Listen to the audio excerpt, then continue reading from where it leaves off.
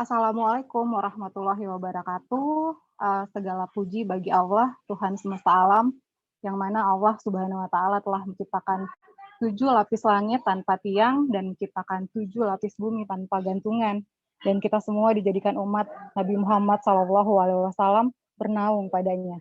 Kemudian salawat bermutiarakan salam kita panjatkan tak bosan-bosannya kepada Rasulullah SAW dengan mengucap kalimat Allahumma sholli wa sallim wa barik alaih.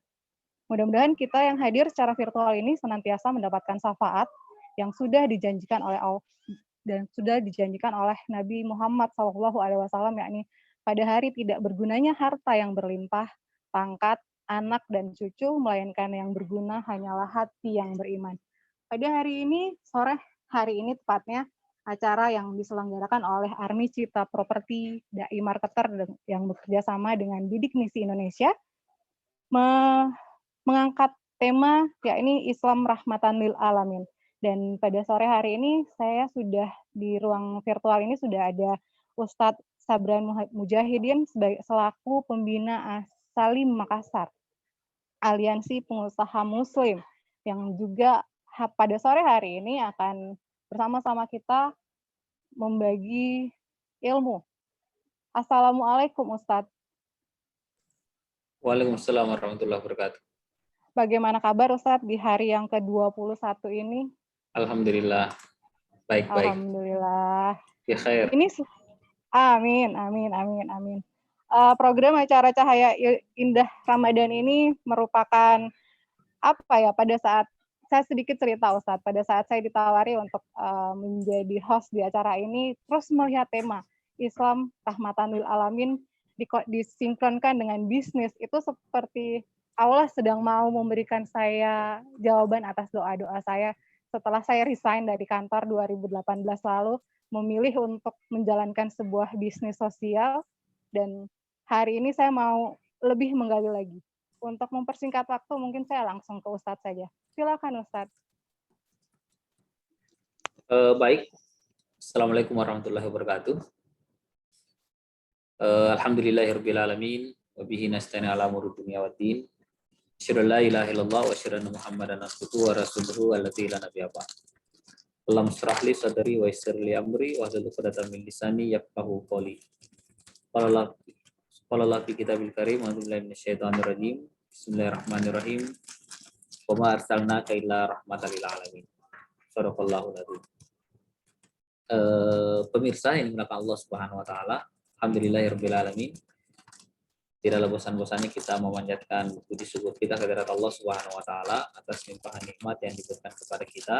Pada kesempatan yang mulia ini, Allah Subhanahu wa taala masih memberikan perkenannya kepada kita untuk bisa tetap istiqomah dalam menjalankan ketaatan kepadanya, khususnya melaksanakan ibadah puasa di hari yang ke-21 Ramadan ini. Kemudian salam dan salawat semoga tetap terkirim kepada Rasulullah Muhammad Sallallahu Alaihi Wasallam, juga kepada keluarga-keluarga beliau, sahabat-sahabat beliau, serta seluruh orang-orang yang tetap istiqomah di jalan Islam. Pada kesempatan yang mulia ini, saya dipercayakan untuk menyampaikan sebuah materi terkait dengan Islam Rahmatan lil Alamin. Saya sebenarnya mungkin menyiapkan materi yang mungkin bisa kita tampilkan. Saya izin mungkin share materi tersebut. Yakni bagaimana kita mewujudkan Islam rahmatan lil alamin. Secara bahasa, kalau kita menyatakan apa yang dimaksud dengan syariah, yang dimaksud dengan syariah itu adalah masyuratul ma wa huwa muridu syaribah. Jadi sumber air itu yang dimaksud dengan syariah kalau secara bahasa. Yani sumber air minum. Kalau kita kembalikan bahwa syariat itu diungkapkan secara bahasa. Tetapi kalau kemudian dijelaskan lebih lanjut, syariah itu sebenarnya itu adalah at-tariqul mustaqim. Itu merupakan jalan yang lurus. Jadi kalau kita berbicara syariah, maka itulah jalan yang lurus bagi kita yang akan menghantar kita kepada tujuan yang kita harapkan. Nah, dalam hal ini secara bahasa itulah pengertian daripada syariat tersebut. Nah, secara syar'i atau secara istilah, yang dimaksud dengan syariat itu adalah ad-dinul ladzi anzalallahu ala sayyidina Muhammad sallallahu alaihi wasallam bi tanzimi alaqatil insani bi khaliqihi wa bi nafsihi wa bi ghairihi min banil insan. Wa alaqatul insan bi khaliqihi tashmul wal ibadah wal alaqatu bi nafsihi tashmul akhlaq wal mat'umat wal malbusat wa alaqatuhu bi ghairi min banil insan tashmulul muamalat wal uqubat. Bahwa yang dimaksud dengan syariah itu adalah aturan yang diturunkan oleh Allah Subhanahu wa taala kepada siapa? Kepada Nabi Muhammad sallallahu alaihi wasallam. Dan ini untuk mengatur hubungan manusia dengan penciptanya.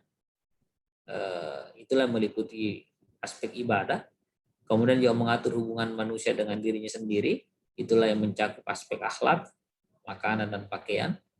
Atau mungkin mengatur hubungan manusia dengan sesamanya. Itulah yang mencakup aspek muamalah dan hukuman.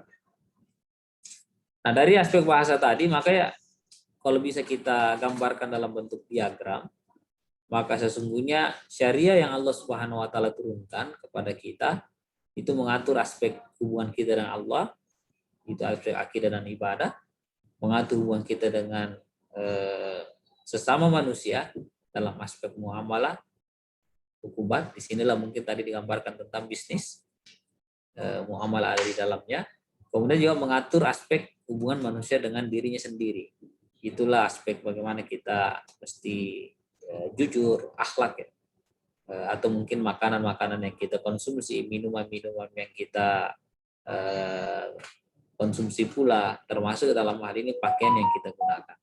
Itulah kemudian diatur secara rinci oleh syariat Allah Subhanahu wa taala yang memang diturunkan kepada Nabi Muhammad sallallahu alaihi wasallam. Nah, dalam aspek ini sebenarnya kalau kita melihat bahwa ada sebuah kesempurnaan ajaran Islam yang mengatur antara hubungan manusia dengan Rabb-nya, ini Tuhan kita, termasuk dalam hal ini hubungan manusia dengan sesamanya dan hubungan manusia dengan dirinya sendiri. Nah, ada wilayah yang sifatnya privat, itulah hubungan manusia dengan Allah, dari aspek akidah dan ibadah. Dia mengatur hubungan dengan diri sendiri, itu ya sifatnya privat. Jadi baik aspek akhlak, makanan, minuman, dan pakaian. Termasuk masuk ke dalam ranah publik, itulah yang memang mengatur hubungan manusia dengan orang lain. Nah, disinilah kemudian kita akan berbicara aspek muamalah. Di situ ada hukumat, ada pemerintahan, ada hukumat, ada ekonomi, ada politik, ada pendidikan, dan seterusnya. Pemirsa yang belakang Allah Subhanahu wa taala. Dan sesungguhnya kalau kita memperhatikan bahwa syariat yang Allah Subhanahu wa taala turunkan itu adalah merupakan sesuatu yang akan membawa rahmat. Di sini Allah Subhanahu wa taala menyatakan dalam firman-Nya dalam Quran surah Al-Anbiya ayat 107, Allah Subhanahu wa taala menyatakan a'udzubillahi minasyaitonirrajim wa ma arsalnaka illa rahmatan lil alamin. Bahwa tidaklah kami utus kamu wahai Muhammad kecuali untuk menjadi rahmat bagi semesta alam. Apa yang dimaksud dengan rahmat itu? Bahwa rahmat itu adalah jalbul masoleh wa darul mafasid. Rahmat itu adalah sesuatu yang akan mewujudkan kemaslahatan dan mencegah yang namanya kemafsadatan. Jadi sesuatu yang mendatangkan kebaikan, mencegah yang namanya keburukan. Sesuatu yang justru akan berdampak baik dalam kehidupan manusia, sekaligus juga melakukan pencegahan terhadap kerusakan-kerusakan yang terjadi di tengah-tengah manusia.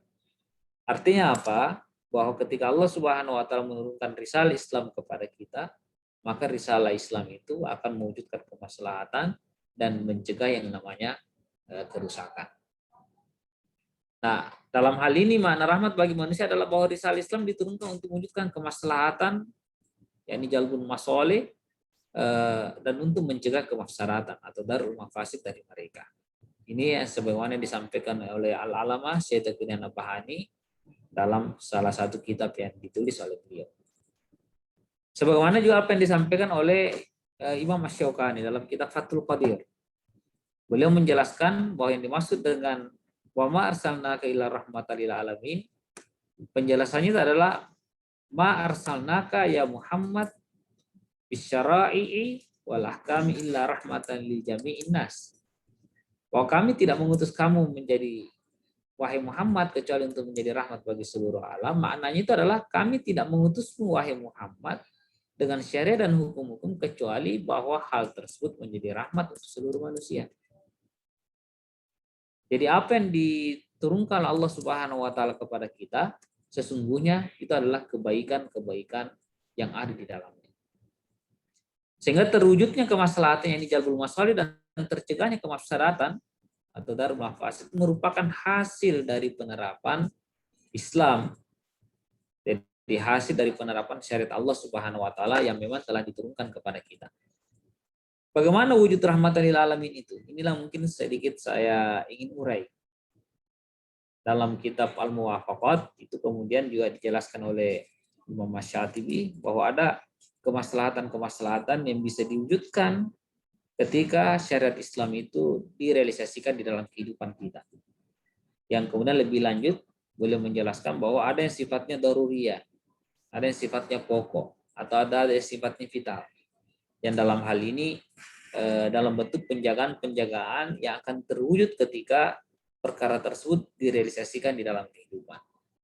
Di sini mungkin kami ingin uraikan beberapa hal yang bisa ditampilkan dalam layar ini, bagaimana Islam melakukan pemeliharaan terhadap keturunan, Islam melakukan pemeliharaan terhadap akal, Islam melakukan pemeliharaan terhadap kehormatan, Islam melakukan pemeliharaan terhadap jiwa manusia, Islam melakukan pemeliharaan terhadap harta yang ada di tengah-tengah manusia, Islam melakukan penjagaan terhadap ad-din, agama ini, Islam juga melakukan pemeliharaan terhadap keamanan, dan Islam melakukan pemeliharaan dan penjagaan terhadap negara.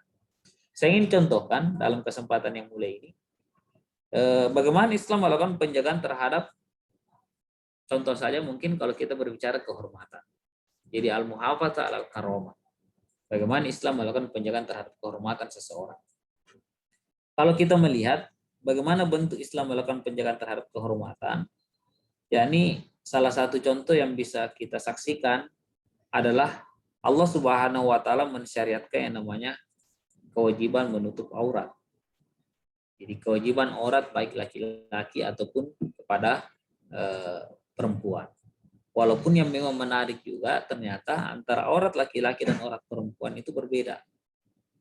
Jadi kalau aurat laki-laki mulai dari pusar hingga lutut, aurat perempuan itu adalah seluruh tubuhnya kecuali muka dan tangan. Dalam hal ini banyak nas yang menunjukkan tentang hal tersebut. Jadi wa kullil mu'minin yaghuddu min absarihim wa yahfazu furujahum,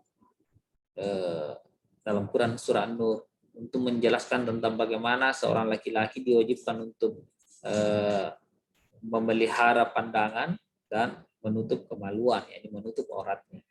Dan di ayat selanjutnya Allah Subhanahu wa taala berfirman wa kullil mu'minati yaghuddna min absarihinna wa yahfazna furujahunna wa la yubdina zinatahunna illa ma tahara. Di situ juga Allah Subhanahu wa taala memerintahkan kepada perempuan-perempuan untuk menutup menjaga pandangannya, kemudian menutup kemaluannya, dan kemudian menjaga auratnya.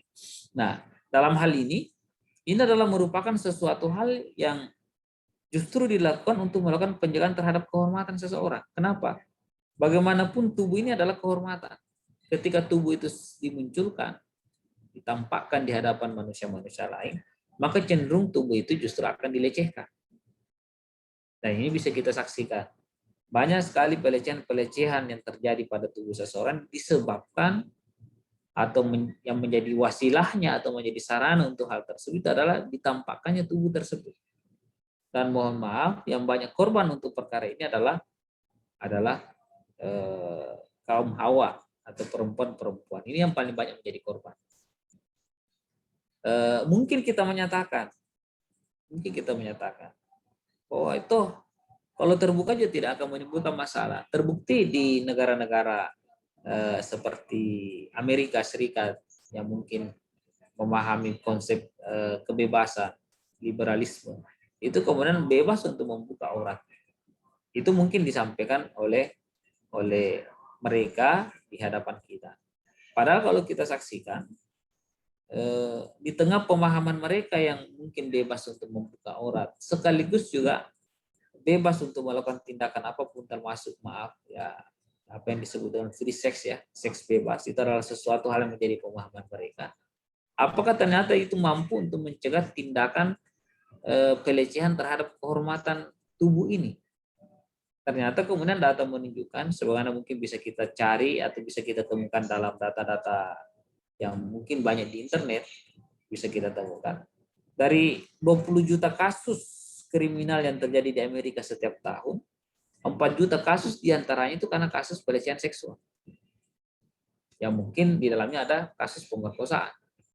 Artinya kan adalah angka yang juga sangat tinggi atau cukup tinggi. Kalau boleh kita katakan ya sekitar 300.000 kasus setiap bulan itu adalah kasus pelecehan seksual yang terjadi di Amerika Serikat sana. Nah, disitulah kemudian akan berbanding terbalik dengan negeri-negeri yang kemudian cenderung untuk menjaga aurat. Terlepas bahwa mungkin kalau kita katakan ada kontroversi di dalamnya, misalnya di Saudi Arabia misalnya. Tetapi kalau kita lihat data yang kemudian ada, justru menunjukkan bahwa tingkat pelecehan seksual yang terjadi atas tubuh ini sangat rendah. Ini bagaimana Islam melakukan penjagaan terhadap kehormatan. Dalam aspek yang lebih jauh dari itu, di samping tadi yang kaitannya dengan pakaian ini, bagaimana Allah Subhanahu wa taala mengharamkan untuk membicarakan aib orang lain. Allah Subhanahu wa taala mengingatkan tentang hal tersebut dalam Quran surah Al-Hujurat. Wala yaktabatuhum ba'ta ayuhibbu ayyakula lahma akhihi maitan fakarihtum. Apakah jangan kalian menggunjing saudara kalian sendiri? Apakah kalian suka memakan bangkai saudara kalian? Fakarihtum, tentu kalian jijik karena hal tersebut. Dalam hal ini membicarakan aib saja itu kemudian dilarang, apalagi melakukan fitnah terhadap saudara kita. Nah, ini adalah bentuk penjagaan-penjagaan yang justru diatur oleh syariat Allah Subhanahu wa taala untuk menjaga kehormatan seseorang. Lebih jauh atau mungkin salah satu hal yang ingin saya contohkan kembali, bahwa bagaimana Islam melakukan penjagaan terhadap contoh harta agama. Maaf, contoh harta atau al-muhafadzah alal mal, melakukan penjagaan terhadap harta seseorang. Di sana kemudian bagaimana Allah Subhanahu wa taala mengharamkan yang namanya pencurian. Jadi Allah mengharamkan pencurian. Bahkan ketika kemudian pencurian itu pun ternyata dilakukan, maka kemudian Allah Subhanahu wa taala memberikan sanksi yang tegas terhadap kasus pencurian.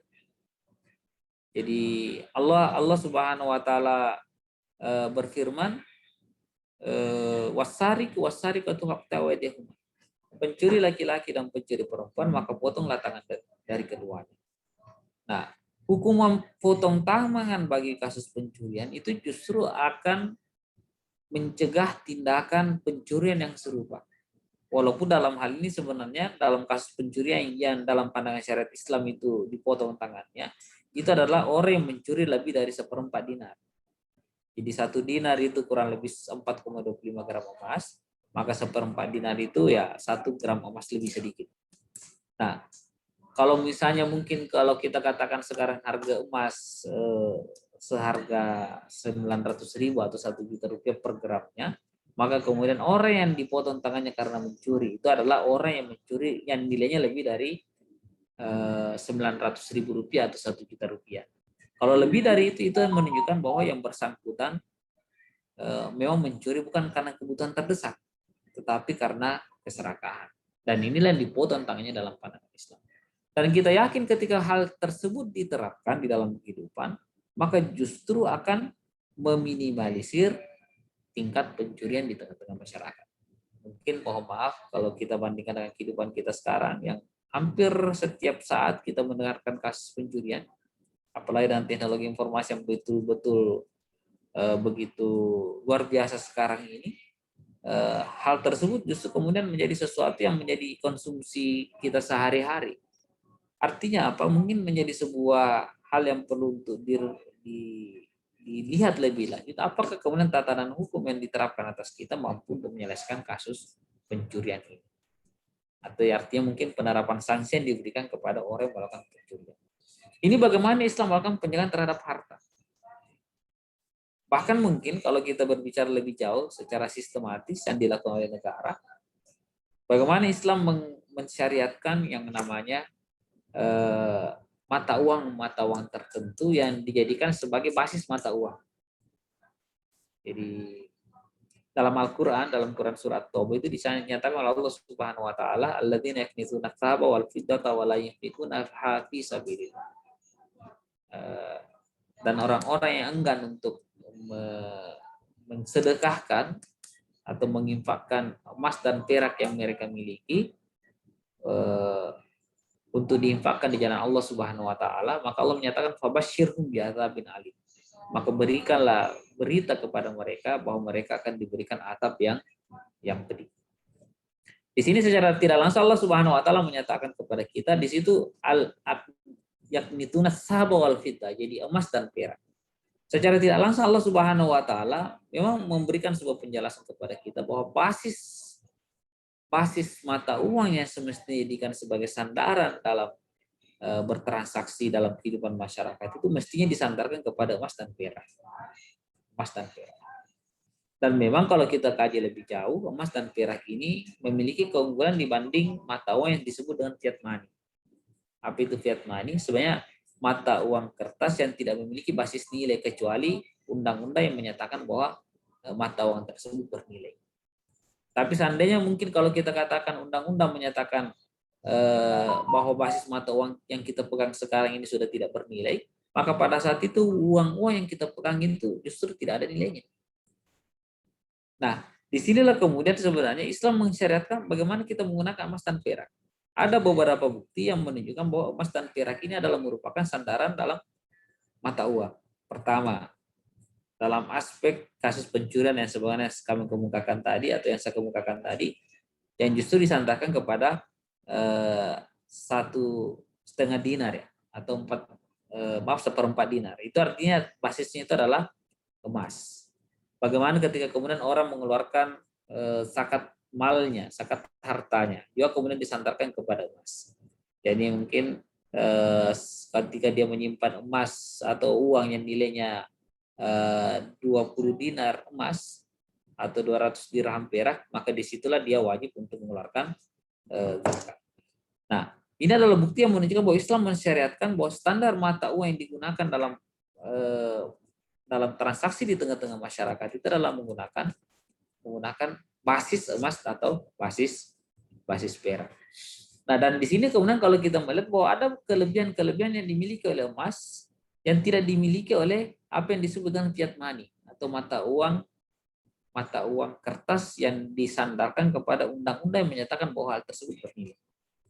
Apa itu? Pertama, bahwa emas itu memiliki nilai intrinsik, nilai yang melekat.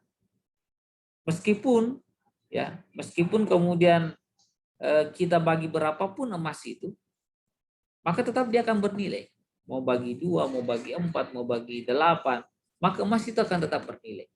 Bandingkan dengan mata uang yang kita pegang, misalnya kertas itu, kalau kita bagi 4, maka 1/4 dari mata uang yang kita pegang itu sudah tidak bernilai. Mungkin kita serahkan kepada orang, tidak ada orang yang mau mengambil. Tidak ada orang mengatakan bahwa hal tersebut bernilai. Karena apa? Basisnya itu bukan pada nilai intrinsik bahwa barang ini memang berharga, tetapi karena undang-undang yang menyatakan bahwa hal tersebut berharga. Kemudian yang kedua, bahwa dari aspek mata uang yang disandarkan kepada emas dan perak ini, itu adalah mata uang yang justru kemudian kuat terhadap inflasi atau kemudian penurunan nilai mata uang. Bahkan lebih cenderung justru menguat. 1 dinar di masa baginda Nabi Shallallahu Alaihi Wasallam itu bisa membeli 1 ekor kambing. 1 dinar 4,25 gram emas. Jadi kalau kita katakan 1 dinar di masa Nabi 4,25 gram emas bisa membeli 1 ekor kambing, maka 1 dinar dalam kondisi sekarang pun bisa membeli 1 ekor kambing. Bahkan cenderung mungkin itulah kambing yang paling besar yang kita pernah beli. Ya. 1 dirham di masa Nabi Shallallahu Alaihi Wasallam itu bisa membeli 1 ekor ayam. 1 dirham ini mungkin nilainya kurang lebih 80-an 90-an ribu 1 dirham. Dan kalau kita bawa atau kita konversi di zaman kita sekarang, 1 dirham atau kurang lebih 80.000 rupiah itu bisa membeli 1 ekor ayam, bahkan mungkin ayam yang paling besar yang pernah kita beli. Artinya apa? Mata uang ini justru tidak mengalami yang namanya inflasi, malah cenderung justru lebih menguat.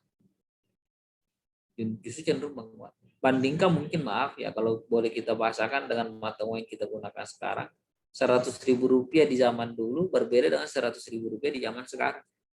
100.000 rupiah di zaman tahun 70-an itu bisa membeli 1 hektar tanah.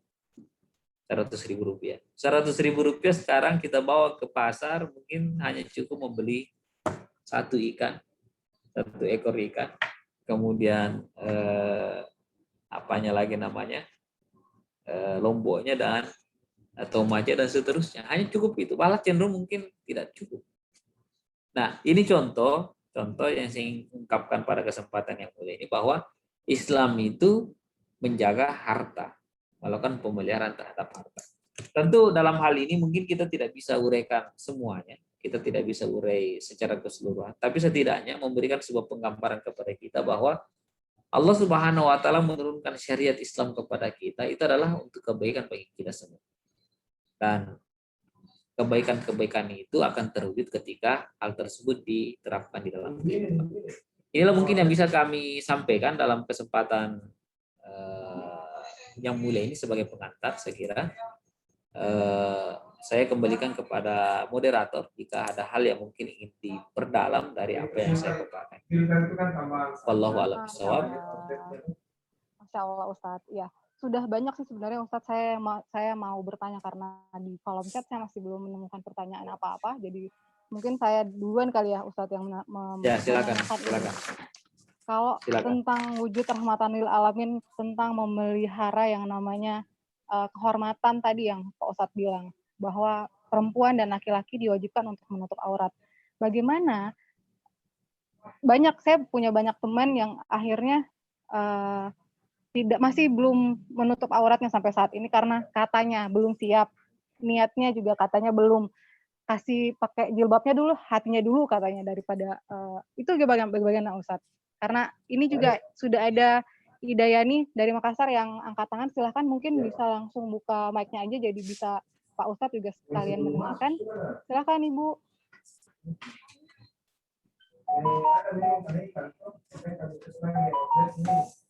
Ibu Hidayani, silahkan.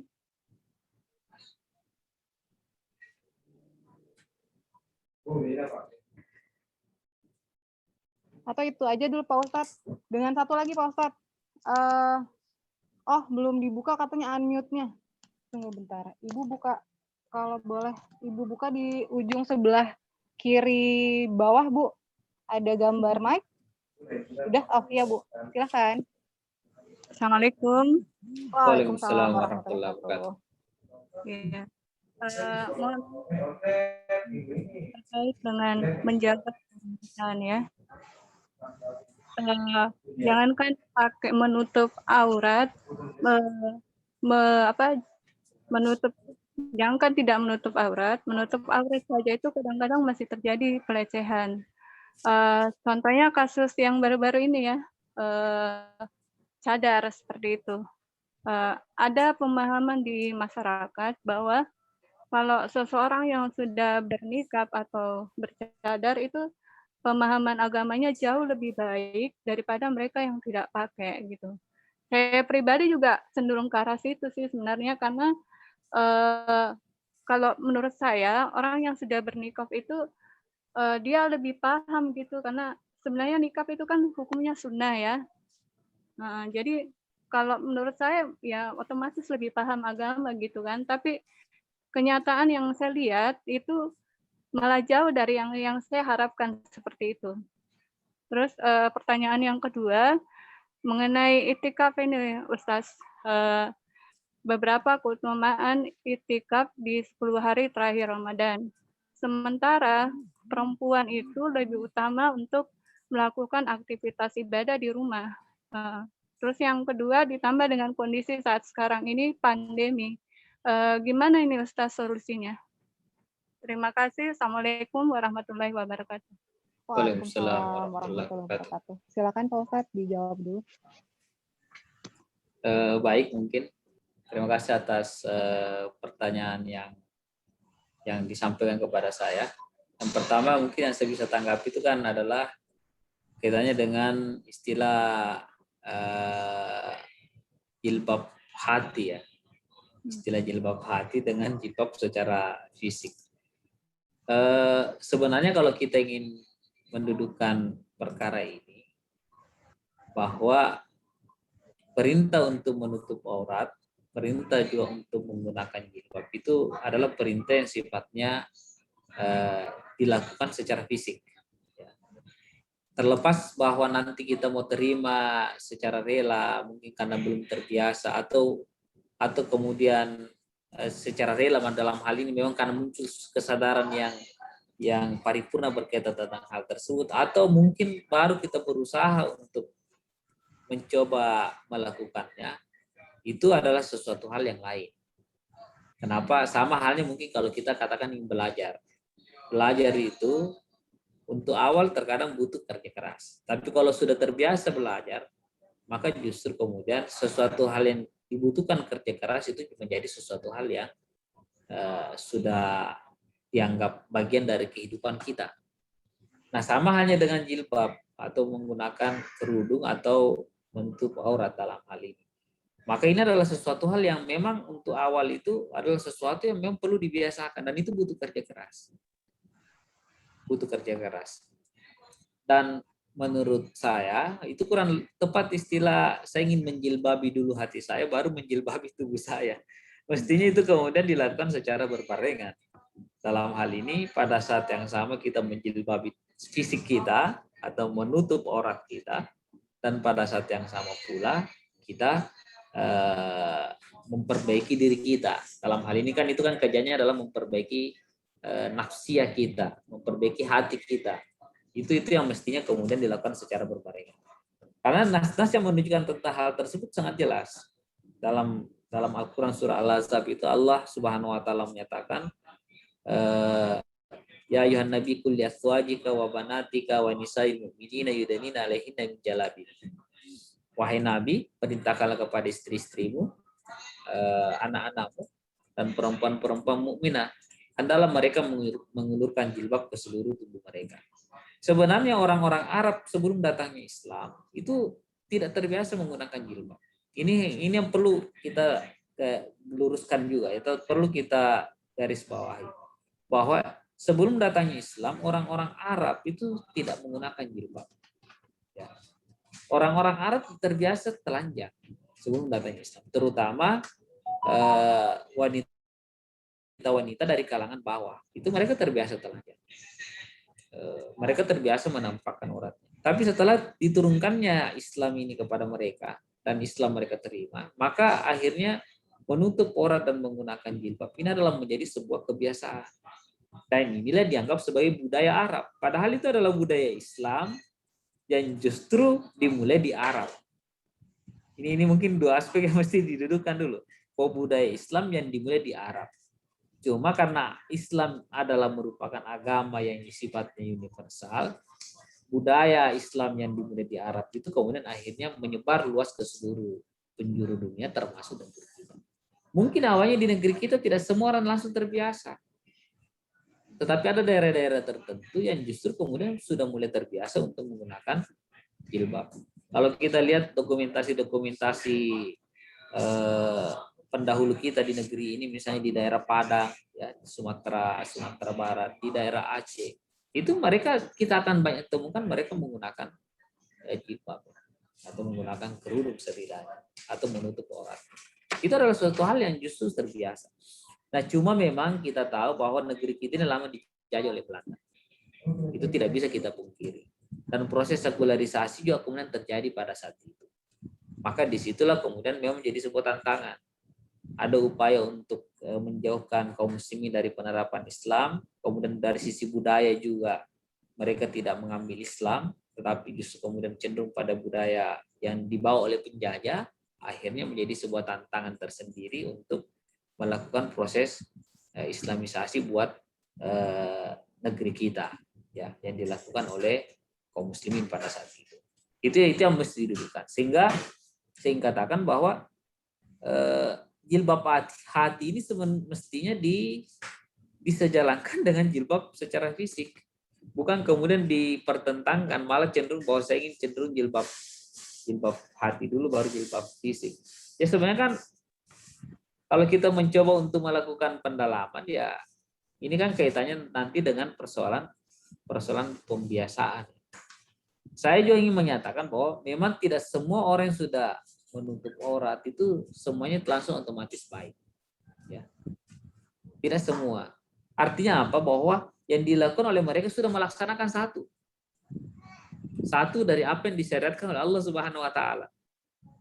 Itu setidaknya yang dia punya. Mungkin ada di antara mereka, mohon maaf ya, masih melakukan kekeliruan yang lain. Maaf, masih suka menggibah, masih suka membicarakan aib saudaranya. Padahal sudah berkerudung. Malah mungkin yang tadi disampaikan sudah bernikab ya, sudah menggunakan cadar misalnya. Maka otomatis mereka sudah sangat super di antara yang lain. Sebenarnya kurang tepat karena ya mereka baru melaksanakan satu, belum tentu mereka juga melaksanakan aspek-aspek yang lain yang disyaratkan oleh Allah Subhanahu wa taala. Nah, inilah yang sebenarnya mesti didudukan. Walaupun memang menjadi sebuah tanggung jawab moral yang ada pada diri mereka, ketika sudah berjilbab mestinya mungkin ya aspek-aspek yang lain juga dijaga. Nah, ini sebenarnya mungkin kalau boleh kita katakan mestinya saling menguatkan ya. Bahwa ketika sudah berjilbab, sudah berkerudung, mestinya kemudian aspek-aspek yang lain dalam Islam itu terus juga diperbaiki. Termasuk dari aspek pemahaman. Tapi bukan berarti bahwa mereka yang sudah berkerudung, maaf saya mungkin yang menggunakan kopiah seperti ini, atau mungkin maaf jidat saya mungkin hitam, tiba-tiba kemudian ilmu saya itu sudah sangat tinggi. Belum tentu juga. Belum tentu. Karena itu kan adalah sebuah proses yang mesti dilakukan oleh seorang muslim. Tapi setidaknya bahwa ada satu proses yang dia sudah lakukan. Bukan kemudian kita mengeneralisir atau kemudian menyatakan bahwa semua proses dia sudah lakukan. Maka dia sudah hidup sebagai orang yang sempurna. Tidak juga seperti itu. Yang jelas manusia itu akan diuji terus oleh Allah Subhanahu wa taala hingga ruh yang ada dalam tubuhnya terpisah dari jasadnya. Itu Allah akan menguji terus. Dan itu ya memang terjadi pada siapapun. Itu mungkin yang ingin kita dudukkan berkaitan tentang bagaimana orang yang sudah menutup aurat tapi kok mungkin tantangannya dia kelihatannya kurang berilmu dan seterusnya. Padahal ini mesti didudukkan bahwa sekali lagi mereka baru melakukan satu aspek dalam syariat Islam yang mungkin itu sudah menjadi nilai plus bagi mereka. Dan semestinya kita juga mengikuti hal tersebut. Kemudian berkaitan tentang itikaf, ya, itikaf itu setahu saya dalam penjelasan kitab-kitab fikih itu memang sebaiknya dilakukan di masjid. Saya justru tidak pernah menemukan dalil yang menunjukkan bahwa itikaf itu dilakukan di luar masjid. Saya tidak pernah. Termasuk bagi perempuan. Walaupun memang ada nas yang menunjukkan bahwa sebaik-baik aktivitas yang dilakukan oleh perempuan itu adalah di rumahnya. Tetapi Nabi Shallallahu Alaihi Wasallam itu tidak pernah melarang wanita itu pergi ke masjid. Termasuk Nabi Shallallahu Alaihi Wasallam tidaklah melarang mereka untuk melakukan iktikaf di masjid. Walaupun memang sebaik-baik aktivitas yang dilakukan oleh kaum hawa atau ibu-ibu atau wanita itu adalah di rumah mereka, termasuk dalam aspek ibadah. Tapi bukan berarti mereka dilarang untuk melakukan aktivitas di masjid. Karena Nabi SAW justru tidak pernah melarang hal tersebut. Cuma Nabi menyatakan bahwa sebaik-baik aktivitas itu dilakukan di masjid. Sama halnya sebenarnya Bapak Ibu yang dimuliakan Allah Subhanahu wa taala atau pemirsa yang dimuliakan Allah Subhanahu wa taala secara umum ya. Sama halnya salat sunnah, seutama-utama salat sunnah itu dilakukan di rumah, bukan di masjid. Jadi salat sunnah itu lebih utama dilakukan di rumah. Salat wajib itulah yang lebih utama dilakukan di masjid. Tapi bukan berarti sholat sunnah itu dilarang dilakukan di masjid. Malah cenderung sekarang lebih banyak orang lebih suka melaksanakan sholat sunnah di masjid dibanding di rumah. Padahal Nabi Shallallahu Alaihi Wasallam justru lebih mencontohkan untuk banyak melaksanakan sholat sunnah itu di rumah, bukan di masjid. Nah, hal-hal seperti ini yang kita dudukan secara tepat, sehingga kalau menurut saya bahwa itikaf itu boleh dilakukan oleh wanita di masjid. Dan saya tidak pernah menemukan dalam pembahasan kita fikih, mungkin keterbatasan saya, ya, keterbatasan saya dalam hal ini. Tapi sejauh pemahaman saya bahwa itikaf itu persyaratannya itu adalah mesti dilakukan di masjid. Tidak bisa kemudian kita katakan seorang itu itikaf dilakukan di rumah, tidak bisa. Termasuk bagi perempuan. Termasuk bagi perempuan. Sama halnya mungkin kalau kita mengatakan ibadah haji itu tidak bisa dilakukan di tempat lain kecuali di mana lagi namanya? Tanah haram ya. Di situ ada proses tawaf, ada kemudian proses wukuf di Arafah. Itu tidak bisa di tempat lain. Itikaf itu hanya dilakukan di masjid. Bukan di rumah, bukan di tempat lain.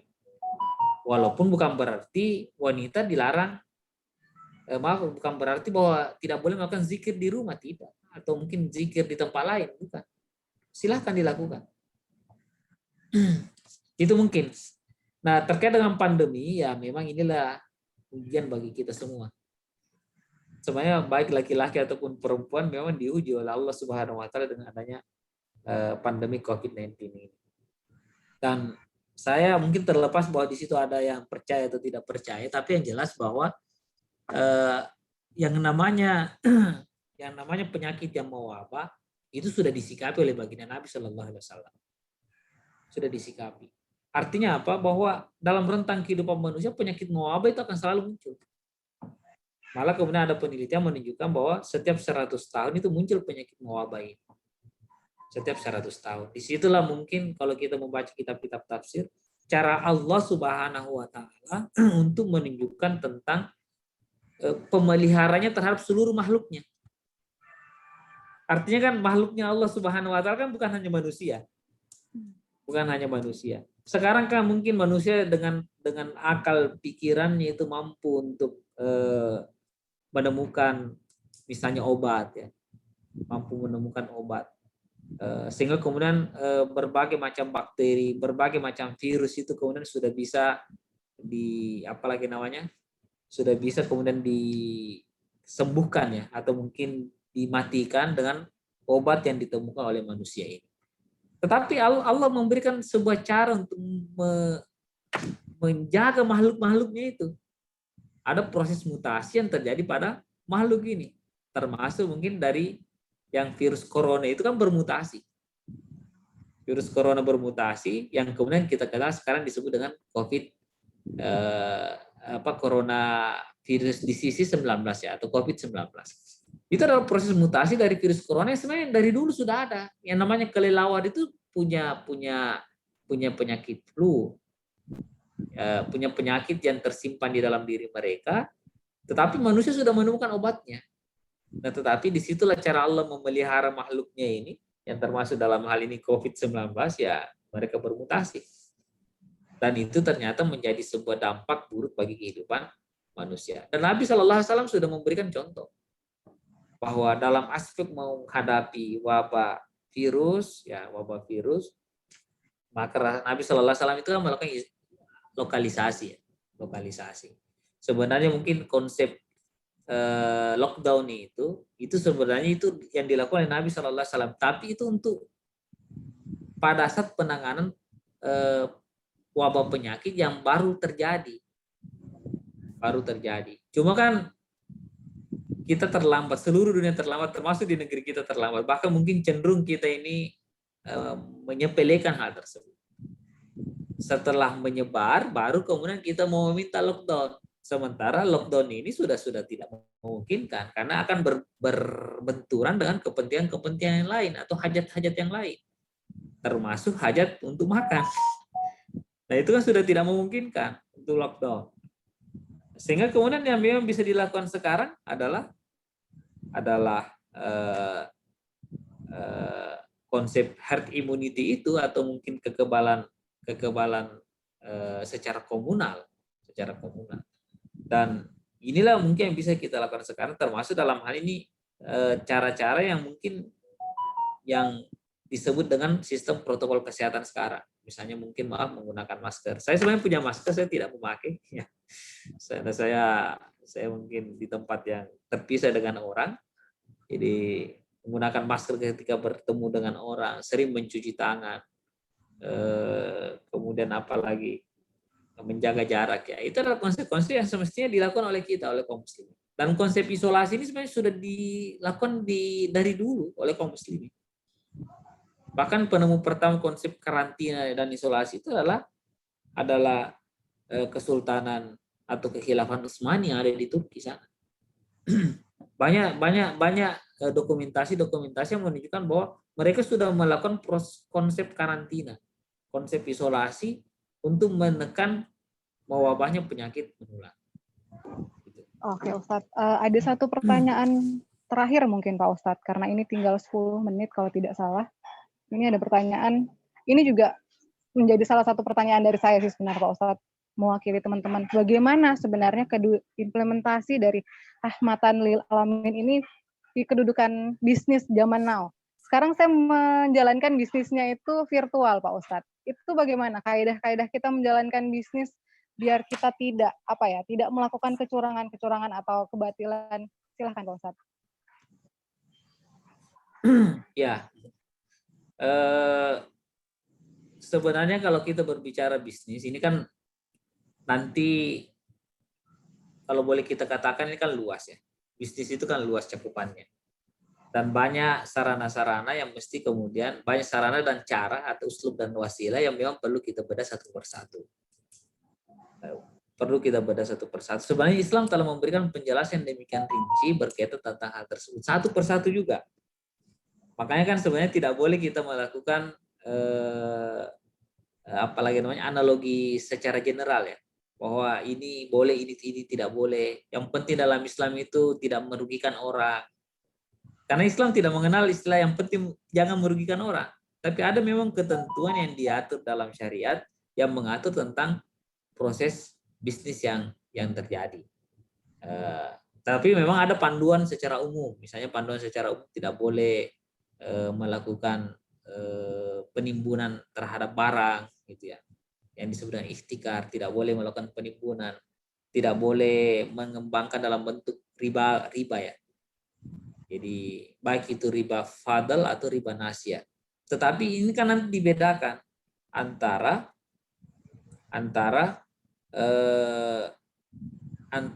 menaikkan harga barang ketika kemudian barang tersebut dibeli secara cicil dibandingkan harga barang tersebut dibeli secara cash ya. Kan Islam juga mengenal istilah pembelian secara cash dan pembelian secara cicil atau mungkin dalam bahasa sekarang itu disebut dengan kredit. Dan Islam juga memperbolehkan sebenarnya dalam proses pembelian kredit itu harga kredit berbeda dengan harga ketika cash. Yang penting akadnya cuma satu. Maksudnya begini mungkin. Kalau saya membeli pulpen ini yang sepegang ini harganya maaf ya 100.000 rupiah, tapi itu cash. Tapi kalau kemudian mencicil pulpen ini itu dicicil 10 kali menjadi 12.000 per bulan. Kalau diakumulasikan kan harganya jadi 120.000 rupiah. Dalam pandangan Islam ini boleh-boleh saja. Bahkan kenaikannya 2 kali lipat atau 3 kali lipat sekalipun itu sah-sah saja. Yang penting akadnya cuma satu. Bahwa saya membelinya seharga 12.000 selama 10 bulan. Kalau misalnya saya nanti hanya membayarnya 6 kali misalnya. 6 kali artinya mungkin saya membayarnya 20.000 ya jadinya. Maka tetap harganya harus saya bayar itu adalah 120.000 secara akumulatif. Itu yang disebut dengan akadnya cuma satu. Jadi tidak memiliki akad yang ganda. Kalau akadnya ganda, disitulah kemudian memungkinkan masuknya riba. Misalnya kalau terlambat membayar didenda 1.000 rupiah, itulah ribanya di situ. Itulah ribanya. Dan itu yang di dalam pandangan Islam adalah sesuatu hal yang diharamkan sesuatu hal yang diharamkan. Dan tentu kalau kita kaji kenapa diharamkan, hakikatnya itu adalah membawa keburukan bagi manusia. Cuma memang bagaimana bentuknya nanti itu ya itulah yang memang perlu kita kaji satu persatu.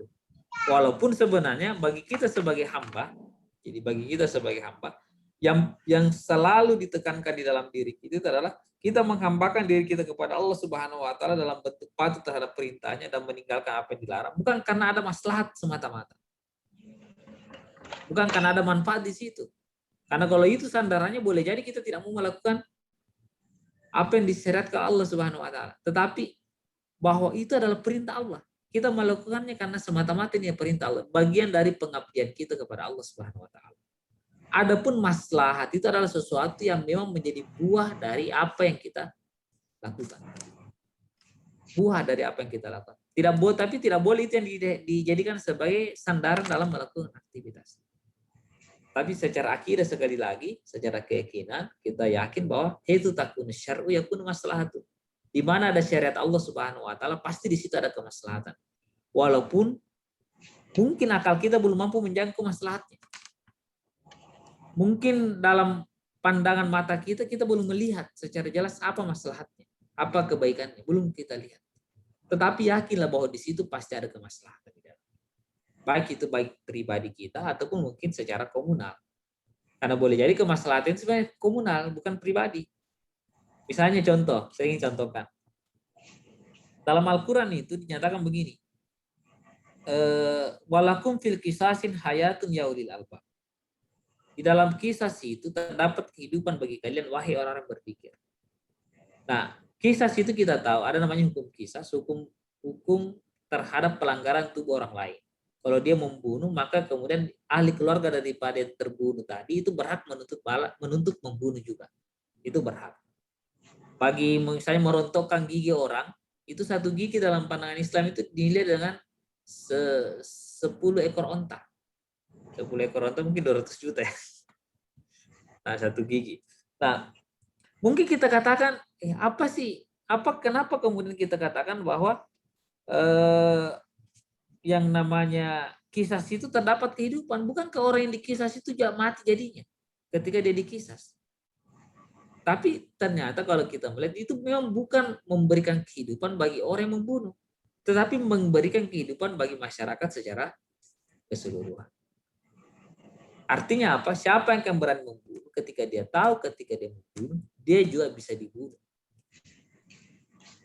Makanya tingkat pembunuhan terendah di dunia itu adalah di daerah-daerah yang justru melaksanakan hukum qisas.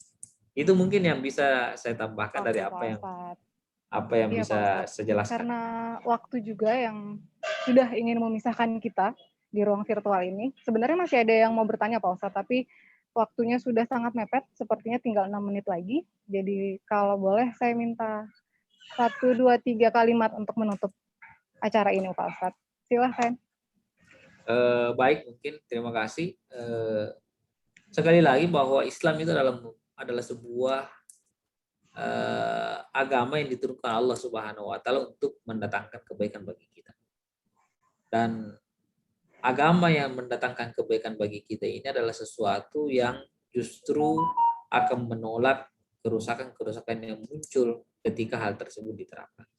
Cuma memang akan menjadi sebuah masalah ketika kemudian apa yang disyariatkan Allah Subhanahu wa taala ini tidak diterapkan di dalam kehidupan.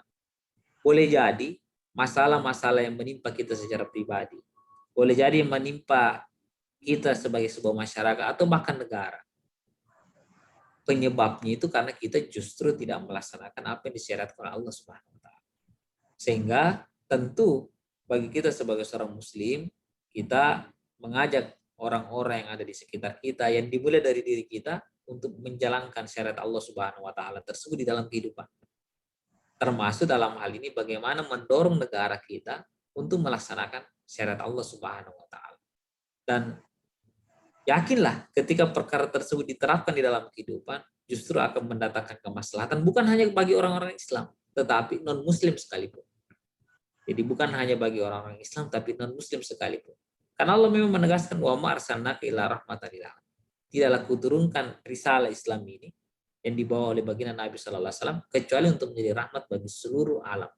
Dan di situ tidak dikhususkan kepada kaum muslimin, tapi juga non-Islam, bahkan kepada binatang sekalipun.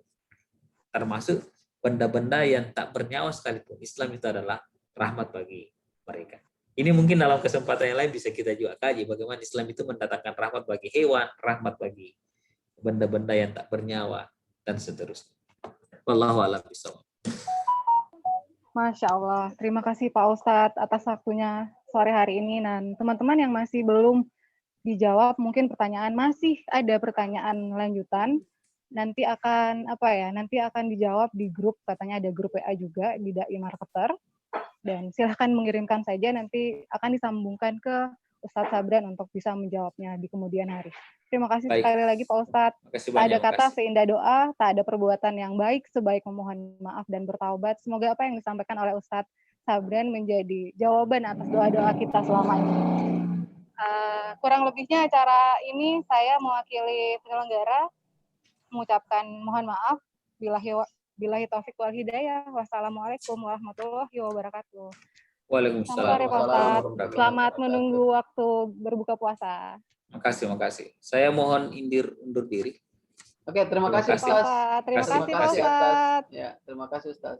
Jazakumullah khair. Assalamualaikum warahmatullahi wabarakatuh. Waalaikumsalam warahmatullahi wabarakatuh. Oke, terima kasih Bu. Pamit.